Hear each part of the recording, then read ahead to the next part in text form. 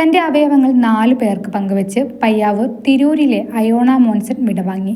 Payyavoor Sacred Heart higher secondary സ്കൂളിലെ 3-ാം നിലയിൽ നിന്ന് വീണ് പരിക്കേറ്റ് കണ്ണൂർ ആസ്റ്റർ മിംസ് ആശുപത്രിയിൽ ചികിത്സയിലായിരുന്നു. ബുധനാഴ്ച രാത്രി മസ്തിഷ്ക മരണം സംഭവിച്ചതോടെ ഡോക്ടർമാർ അവയവദാന സാധ്യതയും പ്രാധാന്യത്തെയും കുറിച്ച് രക്ഷിതാക്കളുമായി സംസാരിച്ചു. രക്ഷിതാക്കളും ബന്ധുക്കളും സമ്മതമറിയിച്ചു. ആശുപത്രി അധികൃതർ സർക്കാർ പോർട്ടലിൽ വിവരം അറിയിക്കുകയും വ്യാഴാഴ്ച രാവിലെ 6:30 ശസ്ത്രക്രിയ ഉൾപ്പെടെ നടത്തി അവയവങ്ങൾ കൈമാറുകയും ചെയ്തു. അയോണയുടെ 2 വൃക്കകളും കരളും കോർണിയയുമാണ് ദാനം ചെയ്തത്.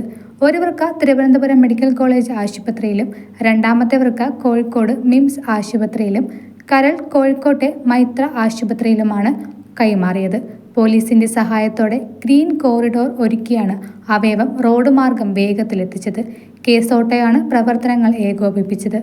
വേർപാടിന്റെ വേദനയിലും മറ്റുള്ളവരുടെ ജീവിതത്തിന് വെളിച്ചമേകാൻ അയോണയുടെ കുടുംബമെടുത്ത തീരുമാനത്തിന് ആരോഗ്യ വകുപ്പ് മന്ത്രി വീണ ജോർജ് നന്ദി അറിയിച്ചു.